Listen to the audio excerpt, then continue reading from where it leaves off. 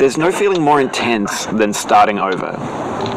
If you deleted your homework the day before it was due, as I have, or if you left your wallet at home and you have to go back after spending an hour in the commute.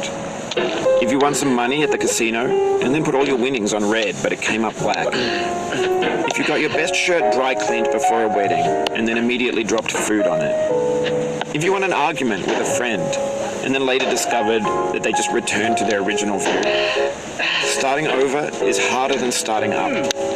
If you're not ready for that, like if you've already had a bad day, then what you're about to go through might be too much. Feel free to go away and come back. I'll be here. Alright, thanks for coming with me on this trip. I'll understand if you have to take a break at any point. Just find a safe place to stop and quit the game. Don't worry, I'll save your progress, always, even your mistakes.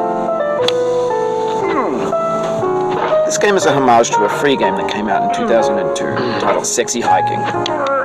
The author of that game was Jazzuo, a mysterious Czech designer who was known at the time as the father of B games.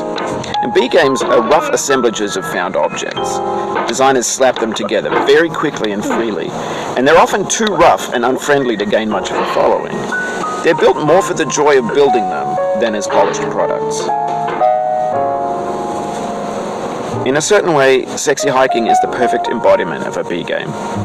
It's built almost entirely out of found and recycled parts, and it's one of the most unusual and unfriendly games of its time.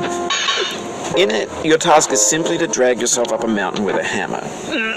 And that act of climbing, in the digital world or in real life, has certain essential properties that give the game its flavor. No amount of forward progress is guaranteed. Some cliffs are too sheer or too slippery. And the player is constantly, unremittingly in danger of falling and losing everything. Anyway, when you start Sexy Hiking, you're standing next to this dead tree that blocks the way to the entire rest of the game. It might take you an hour to get over that tree, and a lot of people never got past it. You prod and you poke at it, exploring the limits of your reach and your strength, trying to find a way up and over. And there's a sense of truth in that lack of compromise. Most obstacles in video game worlds are fake. You can be completely confident in your ability to get through them once you have the correct method or the correct equipment or just by spending enough time. In that sense, every pixelated obstacle in Sexy Hiking is real. The obstacles in Sexy Hiking are unyielding, and that makes the game uniquely frustrating. But I'm not sure Jazzuo intended to make a frustrating game. The frustration is just essential to the act of climbing, and it's authentic to the process of building a game about climbing. A funny thing happened to me as I was building this mountain. I'd have an idea for a new obstacle, and I'd build it, test it, and it would usually turn out to be unreasonably hard. But I couldn't bring myself to make it easier. It already felt like my inability to get past the new obstacle was my fault as a player rather than as a builder. Imaginary mountains build themselves from our efforts to climb them, and it's our repeated attempts to reach the summit that turns those mountains into something real.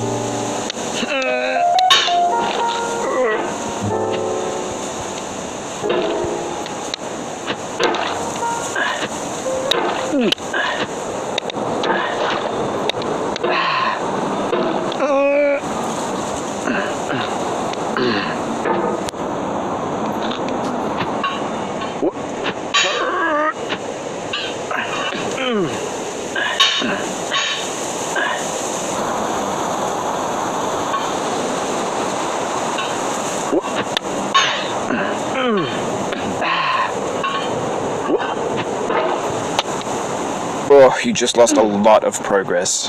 That's a deep frustration, a real punch in the gut.